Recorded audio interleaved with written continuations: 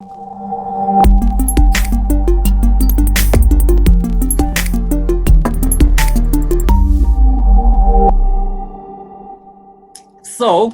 yeah, the title for today is The Future Careers of Life Science Graduates in an Uncertain Time, yeah, from a headhunter perspective. So I would like to introduce you to our speaker, yeah, Pak Prinoto Widikdo, yeah. He is a senior partner in Pre4 People's Matters. He has an extensive experience in the human capital and headhunter field, which is he has a 45-year experience as a chairman and CEO at Ambrop Indonesia, managing partner at Tesla International, partner as a consultant at KPMG, manager as a consultant at Pricewaterhouse, planning and project manager at Canadian International Development Agency, education officer, Canadian University Service Overseas at QSO. Now, yeah, I would like to invite Pak Pri to give his very valuable insight to all of us here about the career opportunity for life science graduate in this very uncertain time, Pak Pri. So I would like to invite, good afternoon, Pak Pri. Good afternoon, Pak Richard. Yeah, good afternoon. We are very honored to have you here. Yeah, so we will be humbly asking for your insight and guidance about career for the life science. Yeah, so I would like to invite you to do the presentation, Pak Pri. The floor is yours. Thank you, Pak Richard. Good afternoon, ladies and gentlemen. First of all, let me thank Pak Richard, Pak Ivan, Mas Ivan, Bu Pinka, and Bu Lydia for getting everything here set up. Now, I'm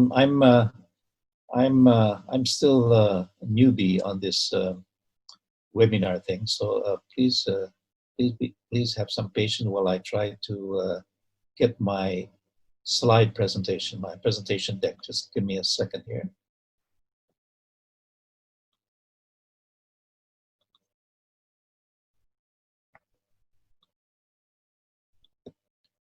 Just bear with me a second. I'm sorry to keep you waiting. Okay, here we are.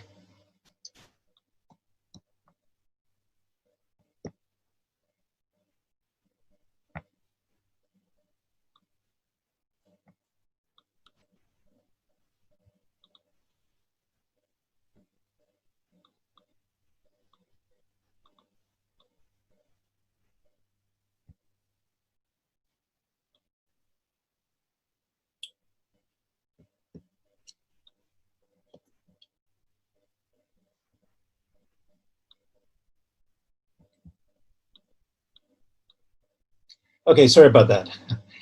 Okay, let's start here. I'm going to, my presentation is going to take about 30 to 40 minutes, a lot of visuals, and the presentation, as the subtitle had indicated, it's from a headhunter's perspective. And I had an opportunity to respond to some questions from the participants from the floor. And it was interesting, some of the questions, but for me, it just reinforced my presentation, which is, how do you prepare yourself for future careers? Or those of you who already have current careers here, how do you sustain that, or how do you enhance it? Okay, so let's move on to the first slide. So this is how I've divided my presentation into 5 areas. So the first area is core values, and it's important before you start making any decisions about, what do you want to do in your life. You have to become aware of yourself first. What's important, what's meaningful for you, and more important is how strong are your convictions, and what kind of value experiences are important for you. The second part is why. What's the desire. At the end of the day, it's not only what you choose, but it's why do you choose what you choose? Why do you follow that career path? So it's extending to your self-awareness on what are you good at? How do you balance your core values with what you want to do and what you need to do.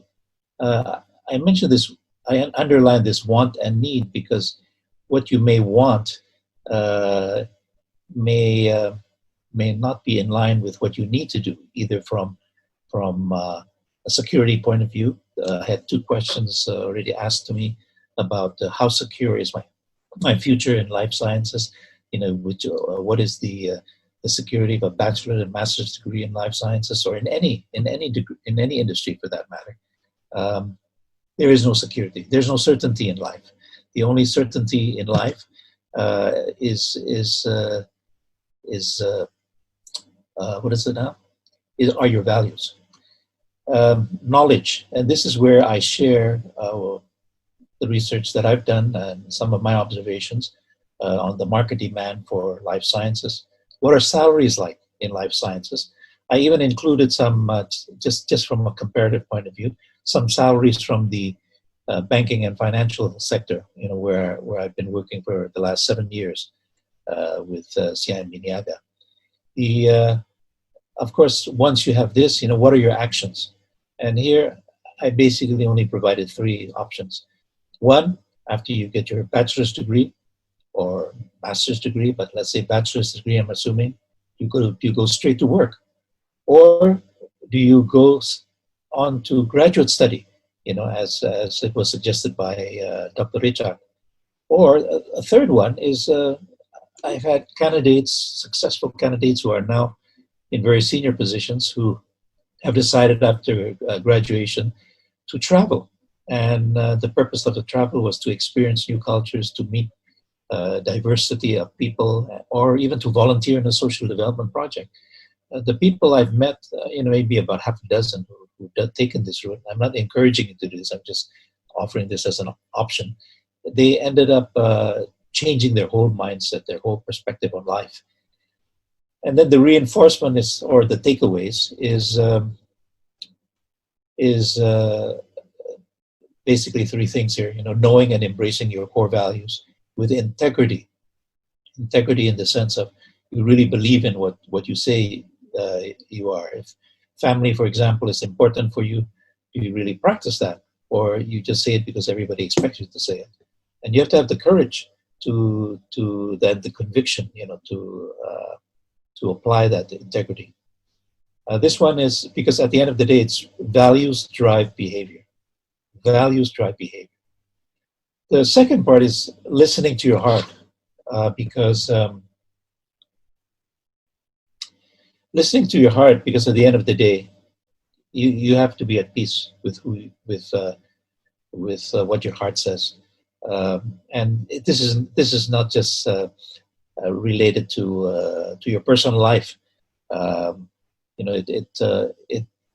It's also to your professional life. And then here it's to do what you love. Okay, let's move on here to the first part of the 5 points. What's important and meaningful for you? How strong are your convictions? And what value experiences are important for you? Now, when we talk about core values, what exactly is core values? And core values are things that motivate you to become a better human being. They are the values or qualities that are worth striving for. That's your morals. Once you decide what your core values are, they will guide you.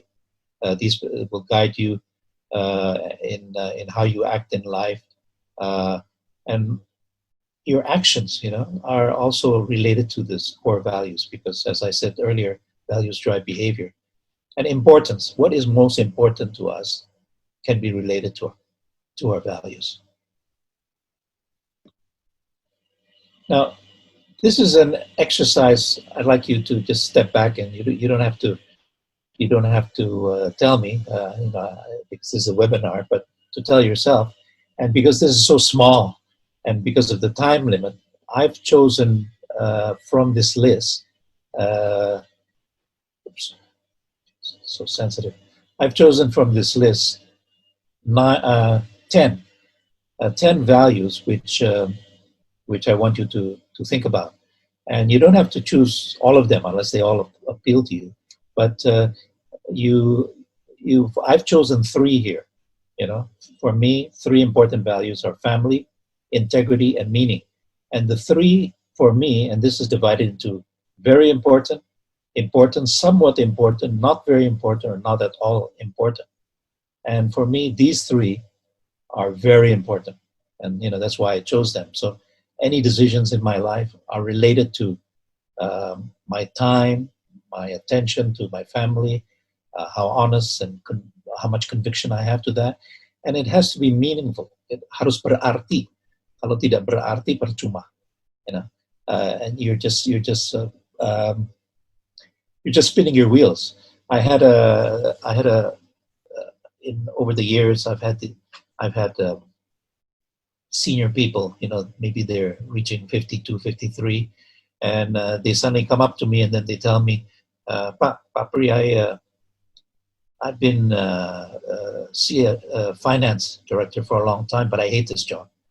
And I said, well, why do you hate it? And he says, well, this was the safest job for me, you know, and this brought security, but I don't like it. So I said, well, what do you like?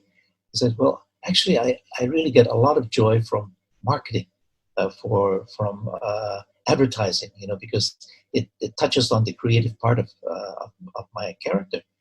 And at that point, so he asked me, well, what should I do? So I said, well, the fact that you're even talking to me already indicates that you're already undergoing some angst or some conflict. And why don't you try it? You know, you don't have to suddenly give up your job, but why don't you try it in terms of put your, you know, maybe volunteer or offer yourself the weekends or something, you know, to get involved in advertising and so forth. And so he started to do that. And over time, actually, this took him about maybe 7 or 8 months. He came back to me and says, "That's it. I am going to take the plunge. I'm going to leave my job as an auditor in a public accounting firm, and then I'm going to explore a job in the advertising." And it took him probably about 2 months, you know, but he was patient. He had enough of a savings to bite him through. And I followed up with him again in about a year's time. Actually, he followed up with me, and he was absolutely delighted with this. Now, this is just by way of telling you the story of saying how that values are and should be the measure of who you are. Now, how strong are your values? I'm going to give you another exercise here, and the exercise is this: you've just come.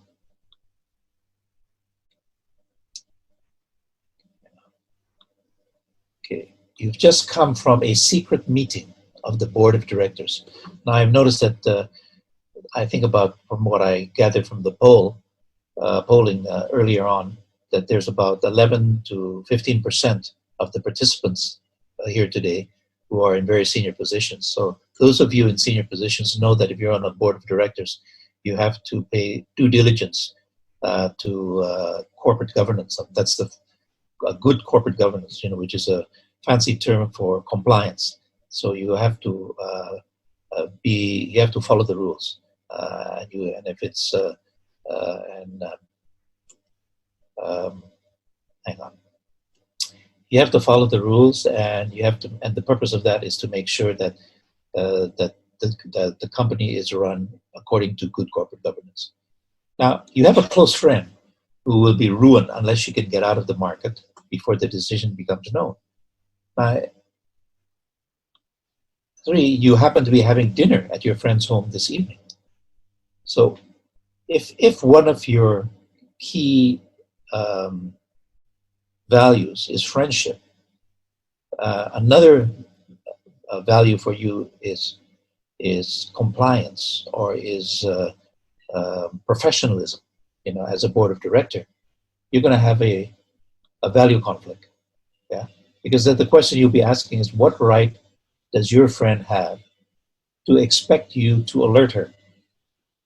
Yeah? Because you're really torn between my God, I cannot alert her. If I alert her, I will have broken my corporate vows as a member of the board of directors, and I could go to jail, for divulging confidentiality.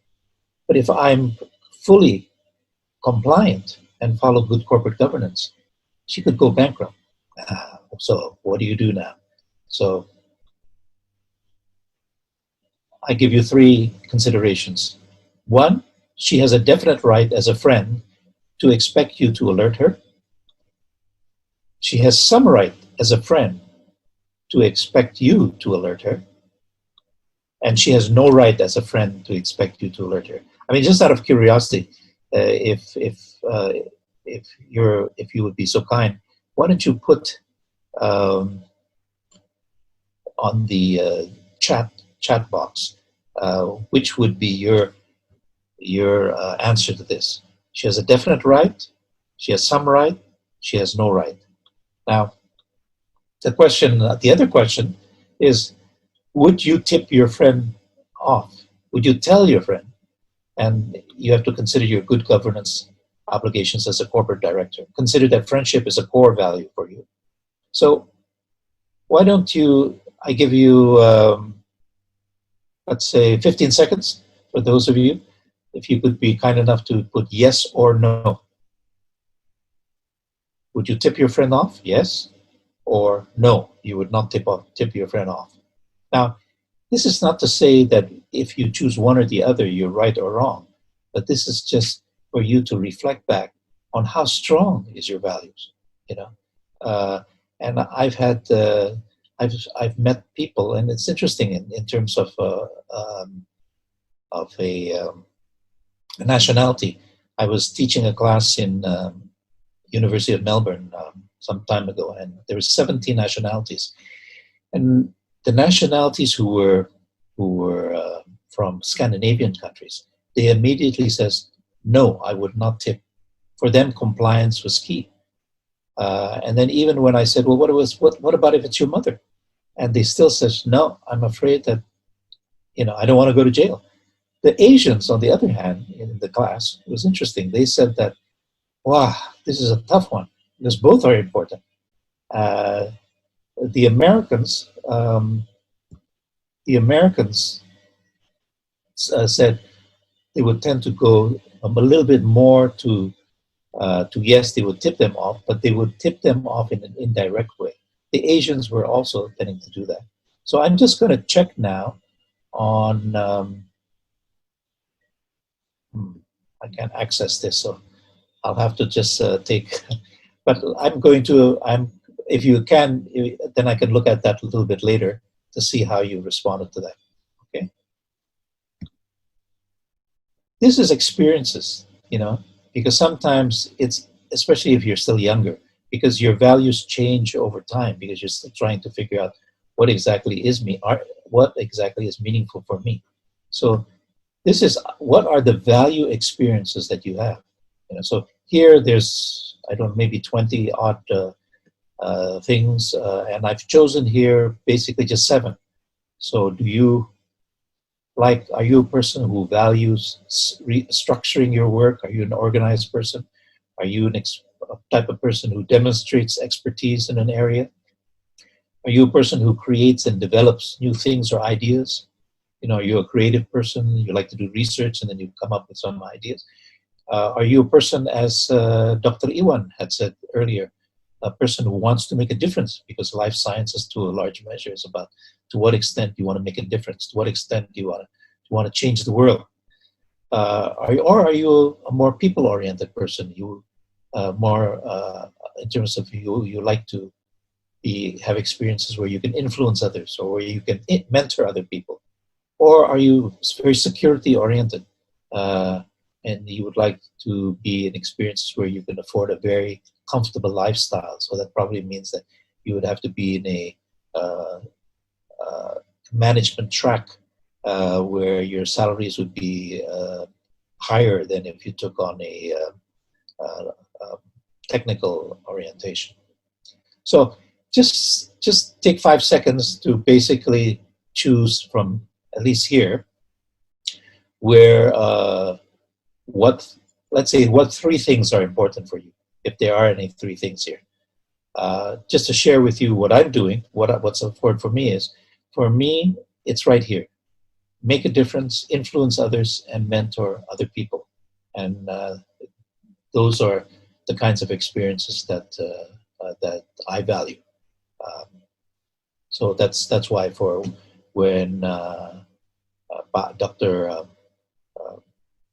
When I3L approached me and asked me if I would say a few words about my perspectives, my experience as a headhunter in terms of life sciences opportunities. I thought, yeah, I would be very interested in doing that. This is answering the why. You know, what am I good at?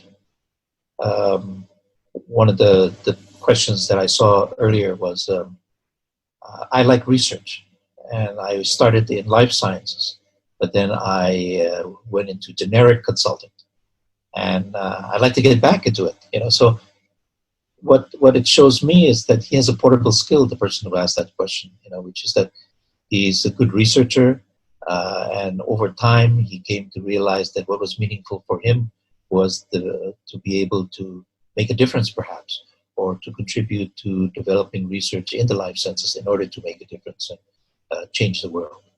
And this one is, how do I balance my core values with what I want to do and what I need? And this is an ongoing thing. You know, when somebody asks me, you know, how clear and strong are your values, Papri? And I said, well, for me, the core values are strong, but my value experiences, they change, because life is all about WIP, or work in progress. So you change as you get more experience, at least change in terms of what you'd like to do, and what experiences you value, and then as you get more experience, you meet more people, you learn new things, and then you develop a different perspective. There's a professor called Simon Sinek. He's a professor at Northwestern University, and he wrote a book. And for those of you who like to read this book called Start with Why, it's a quick read, and it's very, very practical, and it really makes you think. And basically, he talks about the golden circle. And before you make any decision, either to find a job or to get married, or you have to start with, why do you do what you do, and what's the purpose? Then before you go into how do you do what you do and what do you do. And in fact, when you apply for a job in a company, you know, maybe I would venture to say that underneath, you're actually also asking why first. You know, why am I going to this company? What does this company stand for? You know, and I had another question, for earlier question that was raised. You know, what are the top companies in biomedicine? I'm afraid I couldn't answer that, but I think it relates to the person asked that question because for him it was important to get the best experience, you know, and you get the best experience in companies where you can grow, where you can learn things. So, for example, when I spent 30 years overseas, I've been back 37 years in Indonesia, and I remember when I came back in 1984, and I had a I mean, you know, somebody was also asking, how did I get a job? You know, how do you get a job if you have no experience? And let me just take a couple of minutes here to say that I went back to Indonesia because my mother wanted me to come back, and she said to me, "Pri, you know, kamu itu tidak bertanggung jawab." You know, and I said, "What?" And because at the age of 38, you're still single, and I'd like you to come back home, you know, and fulfill your responsibilities. And for some reason, even after 30 years overseas, you would have thought that I would have thought that I would be very westernized. But when Ibu, my mother, told me to to come home, I went home. The values of family, of being showing respect to your mother was very strong. I went home, and I'd only been, I'd only just hugged my mother, and then suddenly she said, "Tomorrow we're going to Solo." Yeah, I just arrived in Halim Airport in Jakarta. And I said, "Why?" "We're going to see Orang Pintar." And now, "What for?" "We're going to ask her blessings so that you can get a wife and a job." So the next morning, 7 a.m. Airplane ride to Solo, and waited in line. And apparently this Ibu Srini was very popular. And it felt like hours before we finally got to meet her. And then when she asked me, "What do you want now?" And I said, "Well, I don't want anything but my mother here." And my mother said two things: he needs a teman hidup and a job. She closed her eyes. She said a prayer, and then she said, "Okay, go." And 5 days later, I get a call from Pricewaterhouse Canada for a job interview in Canada for a job in Indonesia. And I said, "Wow." So I went there. I got interviewed by this regional MD of Pricewaterhouse, Paul Higgins, and he was 30 years older than me. And he looked, and we had a long interview, 3 hours. But at the end, he told me, "Pri, you really don't know anything." And I'm telling this story also because there was a question about, what if you're new and you don't have any experience? Can I get in? And in this instant here, when he said, "You don't know anything, you don't know anything about business, you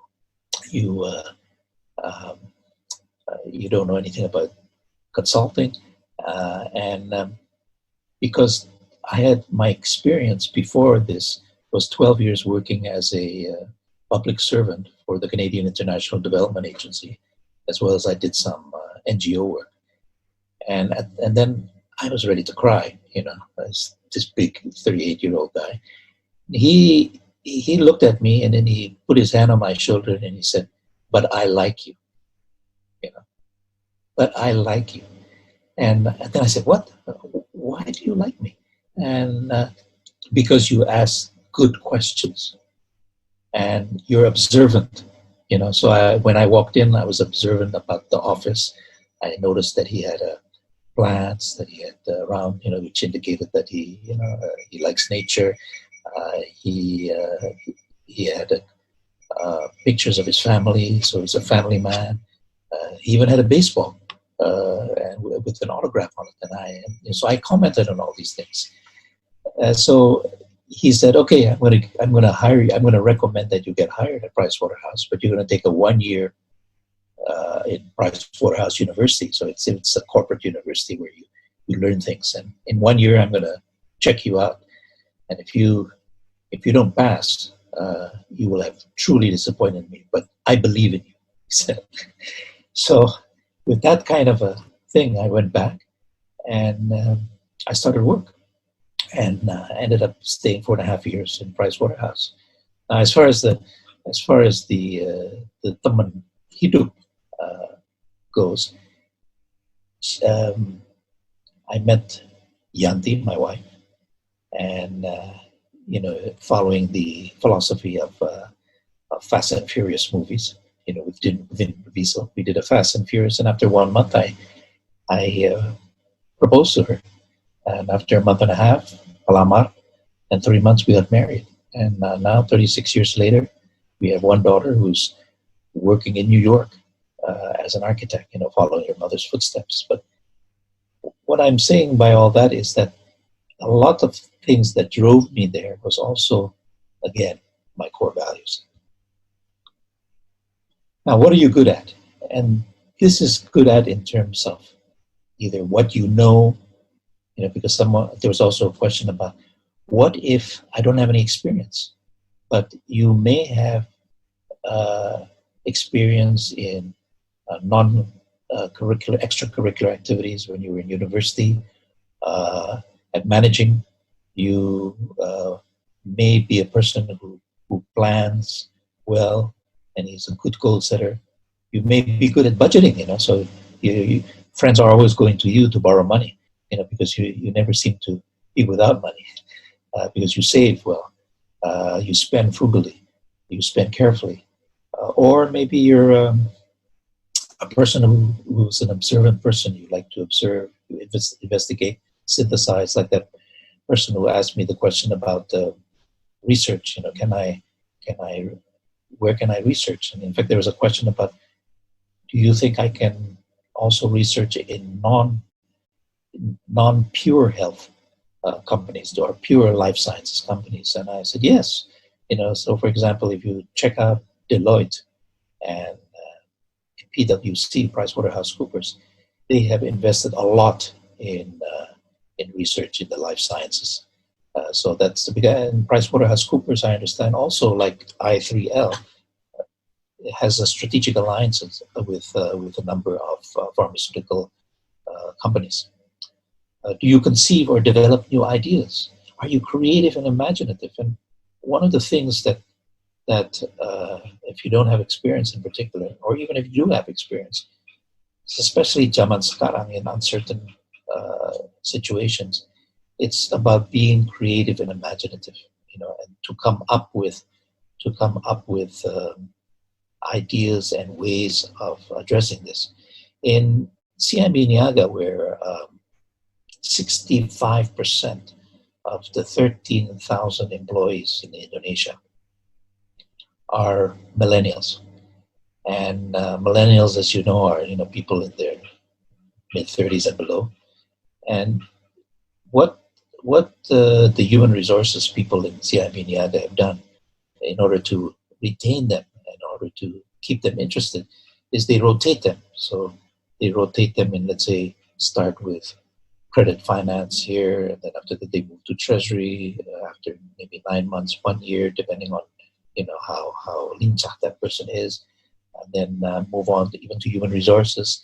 And by doing that, they were able to, CIMB Niaga has been able to retain people, because at the end of the day, we're finding out, or CIMB Niaga was finding out that what the millennials are looking for are really experiences, new experiences, and the experience is not just about working, having a particular job and working at a particular job, but it's about experience of meeting people, about dealing with problems.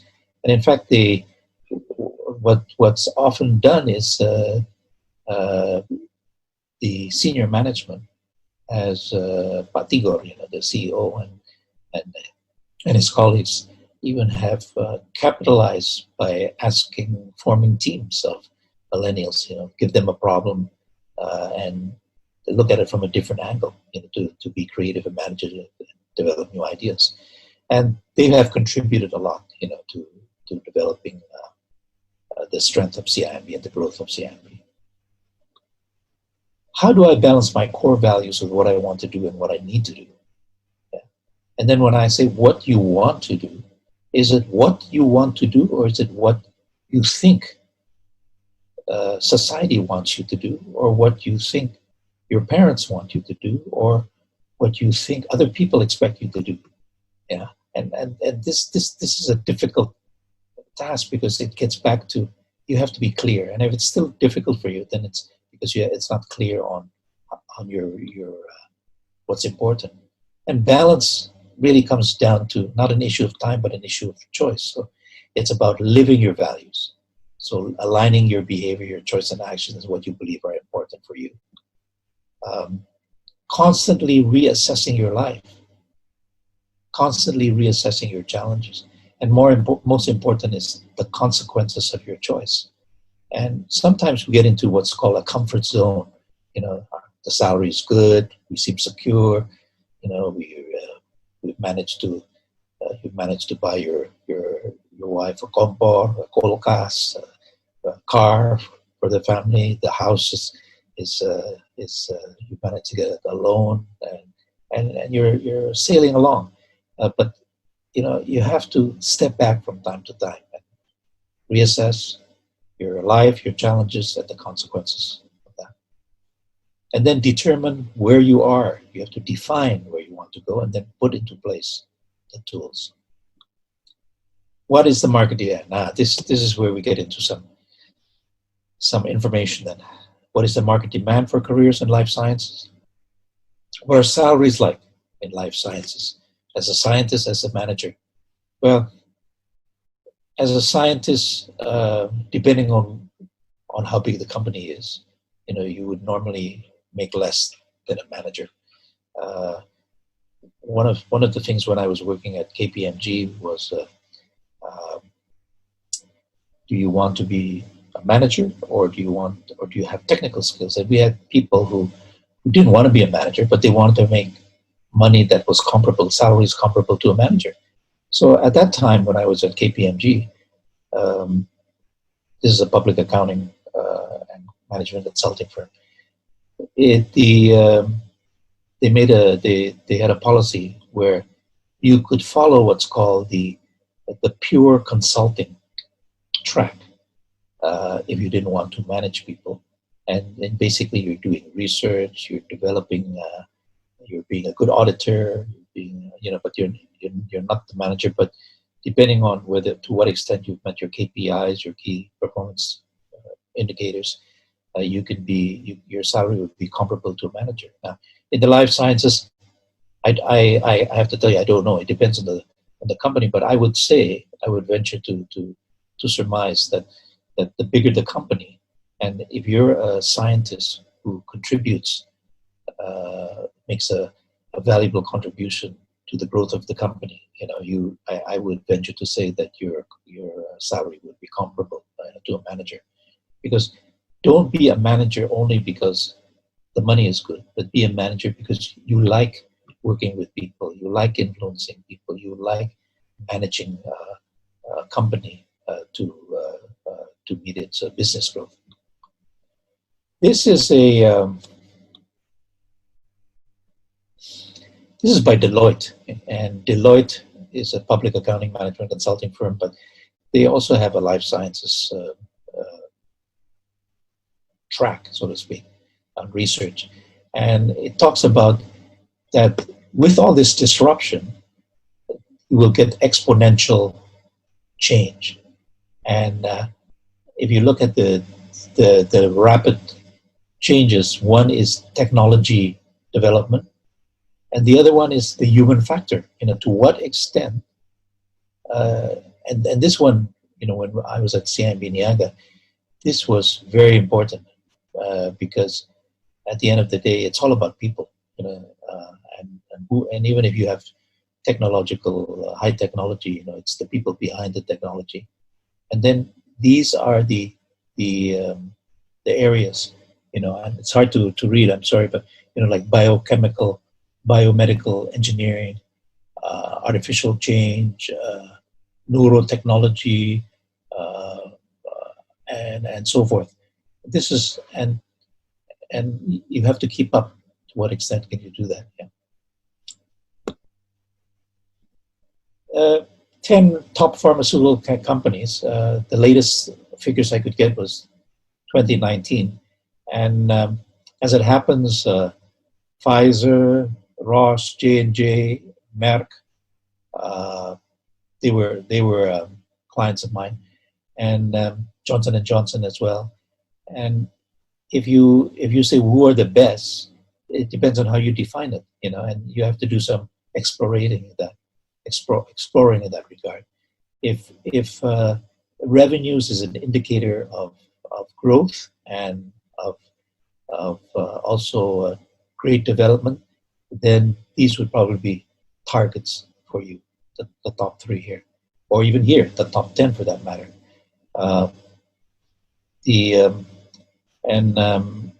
And then once you start looking for information like that, you begin to get a sense of which one would fit with you. But then don't just use the fact that it's good money or it's the revenues are high or because the research is good or the training and development, but also look at the corporate culture. Does the culture fit with what is important for you in your life? Does the corporate culture fit? Because you will end up maybe making the good money, but it's only good for 3 months, maybe. And then after that, if you have to deal with a tough boss or a boss that really has conflicting values with you, you'll be suffering, and then you'll end up your work will suffer, and then you'll end up starting to seek other opportunities for to explore. I just put this in because I found it was interesting um, that these two are available.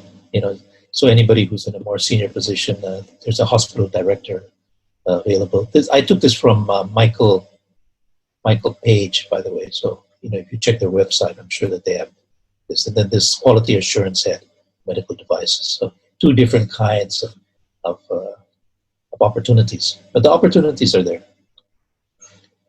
Life science industry trends. So this, again, Michael Page, I consulted for salaries and so forth, and you can get them, by the way, on the web, free of charge. The salary surveys of Michael Page salary survey, Robert Walters survey, Hay survey, and excellent. And I compared them, the numbers on the salaries, and similar between the studies. So I think that the research was done quite well. But Michael Page talks about, even though right now we're experiencing this pandemic and we feel this weaker economic sentiment, but companies in Asia are still ramping up efforts to seek growth opportunities. And three key sectors are technology, healthcare, and digital. And all three are actually interrelated with each other. CIMB Niaga, I'm sorry if I'm using this a lot because I was 7 years, and I just finished last April, so it's still warm for me, my experience there. But CIMB Niaga, when I first joined 7 years ago, I was still going to the ATM, going to the teller, and so forth. And then within the next 2 or 3 years, we were all into digital, in terms of the online, the digital lounges, to the extent that I remember my president commissioner was telling me, Papri, you should stop going to the teller, and use these high tech things, and even the learning and development, they have a technology called Learning on the Go, where you can learn about CIMB Niaga, about banking, about financial products, all from your computer or all from your mobile telephone. And this is something that took a learning curve for me, was quite steep, but now I love it. Now, why is this also happening? Because of the aging population. So the baby boomers like me, there's a lot of us, and we're getting older. And so this is also an indication that there's opportunities. There's a growing middle class, that people can spend more, and of course, because of that, there's also a higher demand for quality service. 3 key trends in life sciences. This is from Booz, Allen, and Hamilton. They're also a consulting company, a boutique consulting company that works closely in life sciences research. And they mention that one key trend is advancement in precision medicine. And what does that mean? I mean, for me as a consumer, it's like when I go to Siloam, Rumah Sakit Siloam, and I had forgotten to bring my blood test results, and my doctor, Dr. Tunggul, he said to me, "Don't worry about it. I'll just retrieve it from the computer." And I thought, wow, I mean, for me, that's a wow thing. But it makes it very practical. Or this one in neurodegenerative disease, because it's it's there's more funding from venture capitalists, and which means that there will be requirements for more scientists, to be involved here. Digital therapeutics, uh, to adapt how we interact with providers and how we manage our own health. So I go around wearing for example, my Apple Watch, and the one that I have right now is amazing. It measures my blood pressure, it measures my steps, it measures everything, and then even if I fall, it suddenly it'll ask, are you okay? And if I don't answer, then it'll send a message to my wife, and she'll be able to see, where am I. So those are the sort of things which means that the focus now is on the consumer, approach to improving health. Employment trends in life sciences. This again, this is from Michael Page this time. So across Asia, they're expected to continue to build up, and that's for a qualified professional, and that's in relation to what I just said earlier in the earlier slides. And in terms of hiring, 44% of employers surveyed across China, Hong Kong, Taiwan, Indonesia, Malaysia, and Singapore said, I'm sure there's a typo, should be said that they would be increasing the company headcount. Okay, so that means that they're going to hire. Mid-level professionals are the most sought after by Indonesian companies, 61%. Okay. Salary remains a key influence for the job hunters. Talent development, so sometimes if a company cannot offer you a salary that you're looking for, you're expecting, but look at their talent development or their training programs, and if they've invested a lot in that, it's worthwhile for you to grow, not only in terms of salary, but also grow in terms of keeping up with what's happening in life sciences and technology. Long-term career, when you're talking with a prospective client or even with your current employer, what kind of succession planning is there? Where do you go? How long do you stay in your current position? Usually 2.5 years. Maybe if you're smart and quick, 1.5 years, you're already moving on to the next level. Commitment to technology and innovation impact and innovation. That's important. If the company you're working with is investing in that or has invested in that, then that's a good growth opportunity and a good company to work with. Candidates or people who are looking for jobs are influenced by employer branding, and it gets back to what does the organization stand for? What are its culture and values?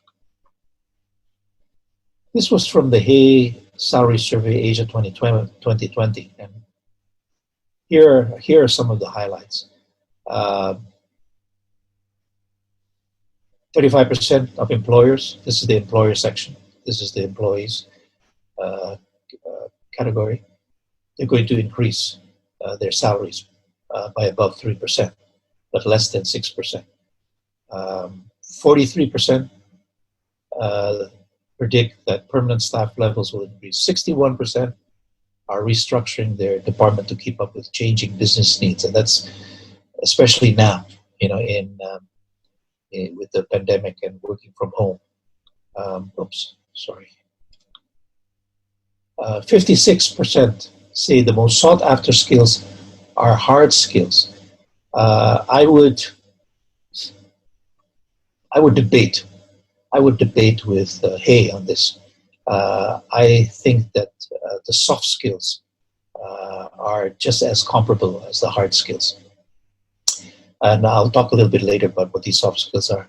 62% had a negative, say skills shortages had a negative impact on the productivity of their organization in 2019. So that's why their companies, big companies in particular, are investing on talent management programs. 21% see the general outlook as strengthening in 2020. Now, as far as the employees goes, that's you, or maybe. 24% expect their salary to increase. 62% are looking for a new job due to their salary benefit package. 64% believe their current skills will still be in demand in 5 years. This is optimistic from the point of view of the employees, but if you're in a company that reinforces and puts a lot of it's 3:00 on development, then that's good. 57% working at home is the number one flexible working option they look for in their job search. 43% say work-life balance is the reason why they won't change jobs in 2020. And 35% spend 1.5 hours enhancing their professional skills. Across all functions, we expect employers, even though Hay just gave that, they also state, across all functions, we expect them to look beyond technical skills when hiring. The World Economic Forum came up with what are the top skills. And if you look at the top skills in 2020, these are all soft skills. Complex problem solving, critical thinking, creativity, people management, coordinating with others, emotional intelligence, judgment, decision making, service orientation, negotiation, cognitive flexibility. I mean, these are all soft skills. 77% of the professionals still expect bonuses. I don't know. I mean, this was just before the pandemic, so I would question this. A good working culture and environment is a top driver of job satisfaction. Totally, absolutely, I totally agree. 30% say career progression is their primary motivation in changing jobs. And again, that relates to what was already said earlier. Now, I know you can't see this, so I'm just showing you because it's so detailed. And but you will be getting, I think you have access. I understand that you will have access to this information. So please feel free. This is a salary survey on medical devices for different what is it now? Positions. Here we have it again for medical devices. And they talk about it in terms of the qualifications, the experience, the minimum, maximum salary range. Here, hot jobs. It's the world's fastest growing is the medical device market. And it's expected to be over the next 5 years. Government aims to increase production of premium medical devices, and manufacturers may expand the production of glass products for healthcare and pharmaceutical sectors. So this, despite the doom and gloom, but companies feel they have to invest in this.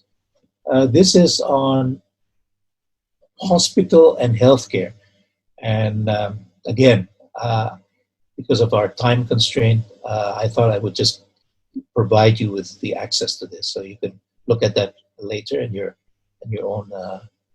This is again on pharmaceutical. From account managers to area managers to officers to advisor. This is to, again, pharmaceutical. Now this one is not life sciences, but I just showed this to you as a comparison. It's on sales and marketing, because that is whatever industry, sales and marketing function. And if you're the type of person, who's strategic oriented, who likes dealing with people, who's very customer oriented, then this is something that you might want to consider. Not to say that you should leave life sciences, but this is another area, another part. And e-commerce, consumer insight, trade marketing, these are the areas. This is across the board. across different industries, but just to give you a sense of comparison, you know. And this is financial services or management. I just wanted to show you how different industries. So if you're looking at industry, cross industry comparisons, banks and financial services and oil companies, you know, are probably the highest salaries around, very competitive. And but you know, you and don't think that you need to be a banker by training. The director of consumer banking, Ibu Lani Darmawan in CIMB Niaga, is a dentist by training. Yeah. She is a dentist by training, but she is the highest producer, the most sought after boss, the most sought after banker by customers because of her whole approach, and she has very strong soft skills. So at some point in time in your career, should you want to shift to another industry, it can be done. Yeah. I'm not a banker by background, but I ended up working 7 years in CIMB Niaga. Of course, I had to take risk management, 2 risk management exams, but you know, I worked hard, studied, and managed to pass them, and got in. Here, this is again, you know, just to give you a sense of. Now, Hay assessment of the market. Hay is less optimistic than Michael Page, but nevertheless, this is not bad. 42% are expecting those. 42% are expecting a softening general outlook for their local economy. And we expect probably it will be relatively static, you know, but there will be increases in certain sectors of life sciences. And during that process, I've observed at least 2 pharmaceutical companies. They are focusing on transformation, not only in terms of the organizational structure, but in terms of the skill sets. So bringing in new job roles and opportunities for development. So the training is not only in technical skills, but also in leadership skills, in soft skills, because the importance of working with people cannot be underestimated. So we're down to the action. Are you going to work? Is it worthwhile right after you graduate to work? If you haven't, that's a good opportunity to build experience. Graduate study. Before I heard Dr. Richard talk about what was involved in the Master of Biomanagement program, you know, with strategic alliances with the private sector, with business simulations, with real-time projects. Wow, that's a lot of practical stuff, and that is a good practical master's.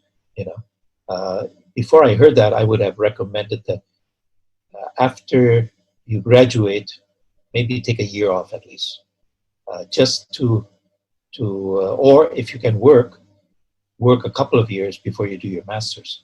But with this kind of a graduate master's program in biomanagement, wow, this is also another way of getting experience, getting access, developing your network with the private sector, and getting a feel for what working is, and improving your credentials. This one, well, I think now with COVID, this is a little bit limited. But if you ever have a chance to travel, or if not, once the lockdown is starting to open up and you can experience new cultures, go for it. I mean, in the sense of meet people from different cultures, meet diverse cultures, volunteer for a social development project, and develop you know, a better understanding of what is important for you. So takeaways from this: Again, I repeat, I emphasize, embrace your core values with integrity, with courage, because values drive behavior.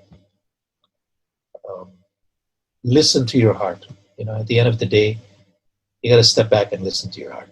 You know, I know that I've met people who are very logical, but at the end of the day, they also listen to their heart. Do what you love. And I finally conclude with, this is from Oprah Winfrey, and I'm sure you know her as an American personality, but she, who has gone from rags to riches in her life, hardworking, persistent person, and what drove her again was her values. And you don't become what you want, but you become what you believe.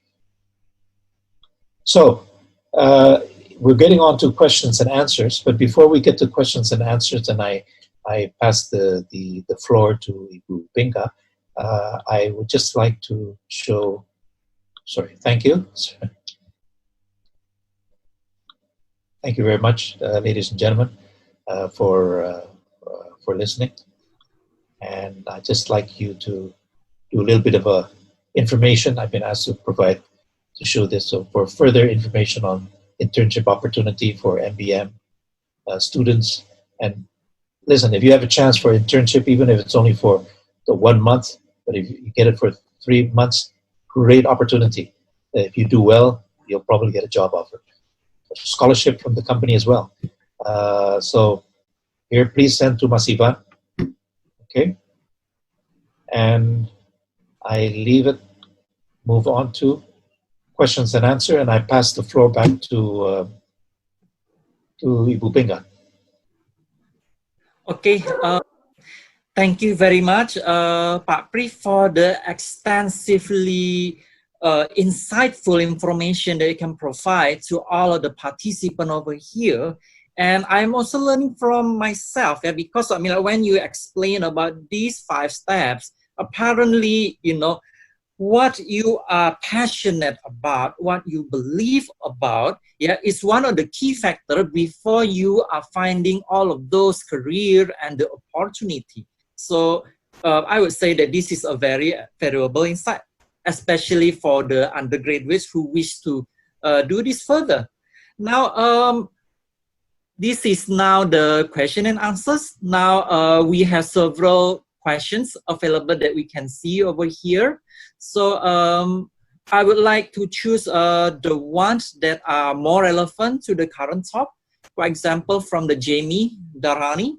In your opinion, what is the problem and main issue of the future career in the field of biomanagement, banking, or financial services?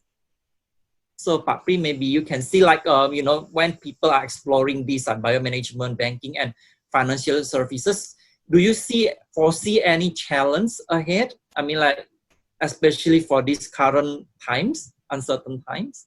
Well, the challenge, and I think I mentioned it in my presentation as well, is you have to embrace technology, be open to digital.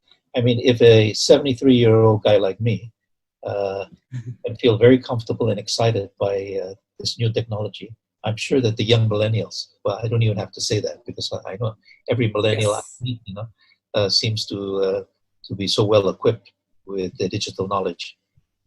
And the second one is really let your creativity Yes. go. I have a daughter, her name is Nikita. She's an architect. She went to high school here and then she went to university at University of Sydney. I worked in Sydney for 4 years, and because she was quite junior, but because she was a hard worker and she never complained. Apparently the Asians don't complain there. Her boss took her, asked her, do you want to come and join the team in New York? And we set up a business there. And she's been there for 4 years. And if you check out my Instagram, which is under Pri Moe Hadi, Moehadi, or my LinkedIn, I've posted what she's done there. But it's not just her, but it's her and her team in order, how do they meet with this? And a lot of it is related to the creativity. A lot of it is related to social development, looking around and what can I do to help the community. And a lot of it is also related to, what is it now? Technology, because they also involve that. So technology, creativity, and good values. Yes. I really agree with you, Pak Pri, because I think like your answer will be very relevant, which I find these rather long questions to be very interesting, and I would like to share it from my perspective as well, yeah, Pak. Yeah. So I have read this question from Aryananda Haryadi. So she has been working in the biomedical field for almost 10 years, and it seems Indonesia has the package, the salary package is not that attractive compared to other professions in the same cohort. So according to her, they are losing the resource for the more appealing jobs like data analyst, sales representative, or even banking. So the question is, what could we do to keep reinforcing this biomedical field in Indonesia despite the big challenges and low awareness, and maybe like in this context like low attractiveness like salary? Maybe from Pak Pri's side, maybe you can give an insight, Pak. Sure. Let me just talk to you a little bit about my own experience. In 1984, when I came back to Indonesia, I was taking home $4,000 net per month. And then when I joined Price Waterhouse, they offered me $500 and a month. And because they said that you're an Indonesian, you know, and that's what it is. That's right, Pak. I've worked 12 years overseas. And my mother was the one who convinced me, says, "Gak apa-apa, Pri, Ananda, pokoknya kamu lagi sama ibu, sama keluarga di Indonesia, and you will pick up on your salary." So within 5 years, I made partner, and then I did pick up on my salary. But that's a different story. To get to the question there, but it's just to show you that anything is possible. To get to there is that it's true. The salaries are comparatively lower here. It's not competitive with what's in the market. So you have a couple of choices, a couple of options. One is start networking overseas. Yes, yes, I agree with that. Then become visible. Don't write letters, these long cover letters, and say how great you are, but become visible. And how do you become visible? Listen, I don't have a share in LinkedIn, but go to LinkedIn, talk about, share research that you've done, and then give your comments. Or if you're a good writer, write about something. Yes. Research. I've only started doing that again in LinkedIn over the last 2 months, and I haven't gotten so many interests from not only Indonesia but overseas. And then once you get that, if you suddenly get a job offer there, or even a postdoc fellowship, or if they have a postmaster fellowship or post-bachelor fellowship, yes, take it. I mean, it's all about getting the experience, but more important, to access to a network that's beyond this. And then 3, you use that as leverage in your current company, to say, listen to this, Yes. I have some ideas, and in fact, maybe encourage your company to enter into strategic alliances with I3L. I don't have a share in I3L, by the way. With I3L for strategic alliances, because I3L has also strategic alliances with companies overseas, and then you work through that step by step. I would say that if you're serious about this, I would say within a year and a half, you'll get it. Yes, I wholeheartedly agree, Pak, with your opinion, Pak. So maybe if you allow, I would like to share from my part. Yes, I am a biomedical scientist, a hardcore one, Pak. Yeah, although I have some hybrid in other life science field, Pak, like a biotech and bioinformatics, Pak. So yeah, I believe that what we can see here, Pak, many of the undergraduate do not see the horizon yet, Pak. So what they think in their mind is they become staff or they become researcher, Pak. So I think like the view is very limited, and especially today, the idea exchange is very fast. The world are becoming more competitive, and then innovation are really required to be sought after. For example, in my case, Pak, yeah, like what you said, but I start writing, and then I start commenting. I start posting on Instagram about knowledge, about like science, about health. And then, yeah, what happened? But several months ago, somebody very prominent, which I probably cannot say the name yet, approached me, and we are developing a project. So currently, I'm running 3 to 4 projects. Excellent, excellent. Yes, but why? Because you are like exactly like what you said, but you are divulging with this, sharing knowledge, passionate about your research, and people see it. People know that you are good in this. People approach you. So rather using Instagram for gossip, for like being a busybody looking at other people's profile, maybe you start branding. You do a branding. So this is my opinion, but I very agree with you. And then also, if you want to talk about like this, yeah, we have the pillar, yeah, MBM pillar is like marketing.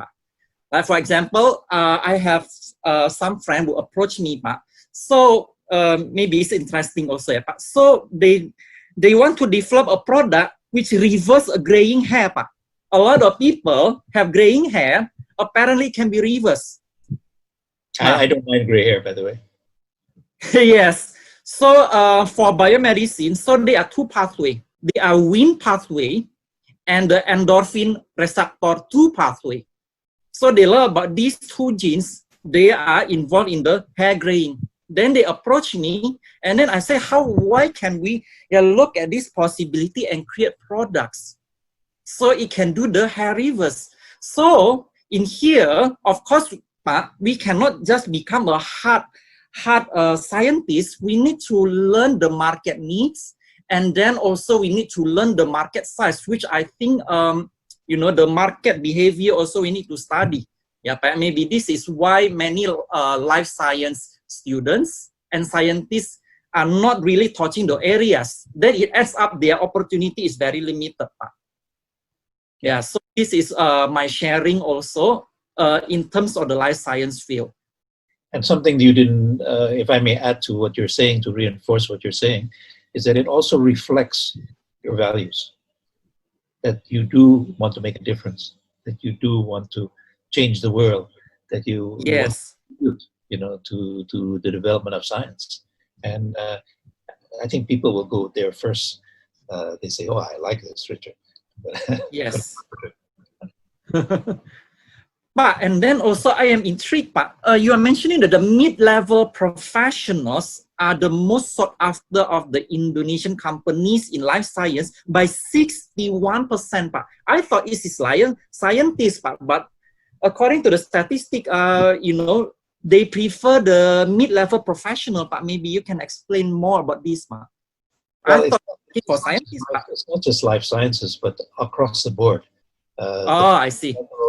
People, they were talking about anything from 4 to 7 years experience, are in a place in their life where they're starting to build a family, they're starting to build a home, they want to move quickly, and probably under 2 years, they're already moving, and usually the companies have invested a lot on you, and then they're losing. So that's why they say, I see. That's why they're also, the big companies in particular, are focusing on talent development, on how to create programs that will attract mid-levels to say, hey, you stay here. We may not give you the salary you're looking for, but you get the knowledge. And with that knowledge and skills, you can move up, not only here, but you can also move up elsewhere. So it lengthens the process a little bit. It lengthens the time where the companies can keep these mid-levels and satisfy them, as well as satisfy their business needs. I see. Okay, I think that is a very important point, Pak. And then, Pak, when I look at this factor that you are mentioning, Pak, so let's say a scientist, Pak, which choose to pursue this management and biomanagement, Pak. So what kind of advantage that they have, Pak? Because scientists usually go PhD research all the way, Pak. But if they are pursuing, for example, in management or biomanagement, but what do you think of the advantage in terms of career progression? If Well, we are using this, you have two possibilities. One, you can continue on the pure science research, but you also have the option, I think a greater option, where you can manage, you can influence the way a business develops, you can influence the way the product that you want also grow. You will have be attractive to investors. You will be attractive to people who want to what do you call venture capitalists who want to put money, because you can speak intelligently about the product and at the same time know how wherewithal, to proceed forward and to bring the company, to bring your product to move forward. So, but at the same time, though, it's not to say that you might agree with that, but you hate dealing with people. Then that's yes, I think that's also one of the questions also in the question and answer. I believe you read as well.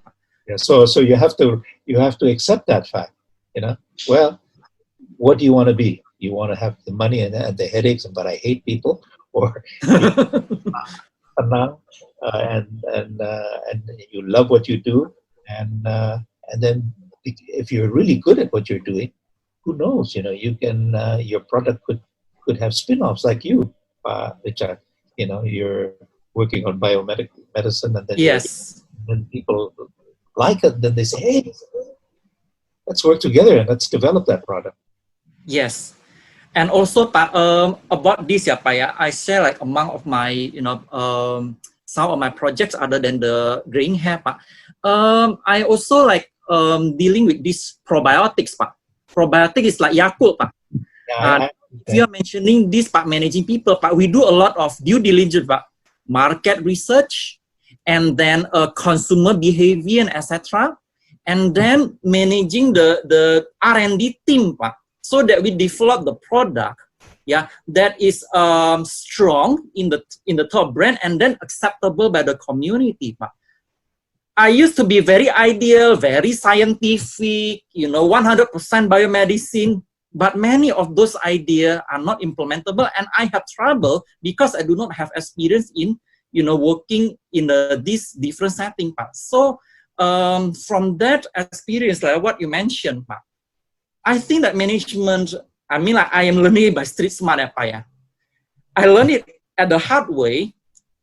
The idealism, from the pure scientists can be facilitated nicely, and it makes it to materialize, and it make it a reality when we have this management knowledge also. This is my experience also, in the company that I'm currently.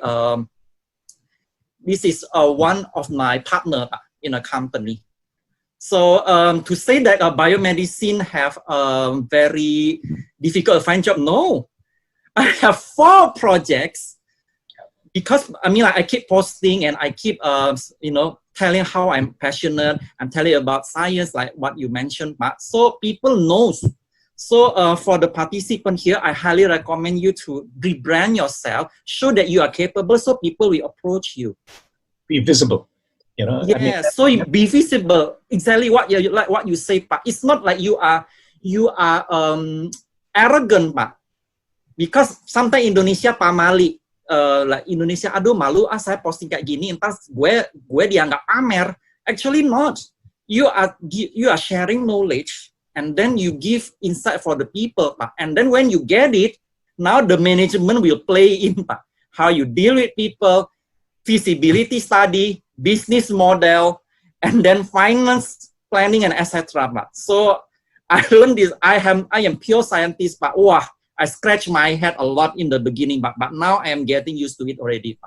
So I really value this biomanagement thing. Now I feel it. What the hell is this? I don't understand. I only know cell signaling. I know hormones. I know genes, proteins. I do not know about all of this. You cannot do it. If you are idealistic like that, it cannot monetize, Your salary, of course, comes from the monetization of products, right, This is what my My humble thinking, Pak. Well, it's humble, but it has far-reaching results, impact. It's all about impact. Your research have impact on the society. It has to have impact. Yes, that's Well, right. Okay, Pak, I think we are running out of time. Yeah, so I will be greatly appreciative, Pak, for your very valuable insight to all of our panelists, even including ourselves, Pak. I am really humbly thank you, Pak. Thank you, I Pak. learned a lot from you, Pak. I really appreciate thank this. you, participants. Yes, Pak. I really thank you, and I also thank you, the participant, for attending this program. Yeah, and then if you have further question and answers, if you have further inquiries, yeah, feel free to go to the another meeting to ask more about the program. Yeah, maybe about the internship, about the scholarship, and about the MBM. So, yeah, to wrap up, thank you very much. So I hereby conclude this talk by The Horizon by MBM. Yeah, I will love to see you again, Pak. Yeah, our student will love to hear your insight, Pak. With pleasure. You honor me, Pak Richard. Thank you. Yes, Pak. Pak, thank you very much, Pak. Thank you. Thank you, Pak. Maybe I will return this back to MC. Yeah, thank you so much. Thank you very much, Pak Pri and Pak Richard, for the insightful talk. This is very beneficial and very open-minding and eye-opener as well. And thank you also for all participants for enthusiasms, for the questions. We got a lot of questions. And yeah, from 350 participants, those are great questions. Thank you for your feedback as well. And it's very interesting to hear your answers and your point of views and your thoughts as well. Thank you so much. And yeah, I do hope you learn things that will be helpful and useful to achieve your future goals and career plans. And so yeah, the webinar might end, but we still open our consultation forum, yeah, Pak Richard? Yes. Yeah, so for those of you who would like to know further about ISB Biomanagement, Master in Biomanagement program, like internship opportunities, like Pak Richard have mentioned before earlier, and also scholarships available from the companies, feel free to drop your questions and join the consultation forum after this, and send them also to Evan through WhatsApp. I think Evan has also put his number in the chat box, so the participants might check it out. And yeah, please join our consultation forum after this. So thank you once again, all the participants, students, and yeah, see you on the next webinar. Stay safe and healthy, everyone. Yeah. Thank you. See you Thanks once again, around. Pak Richard.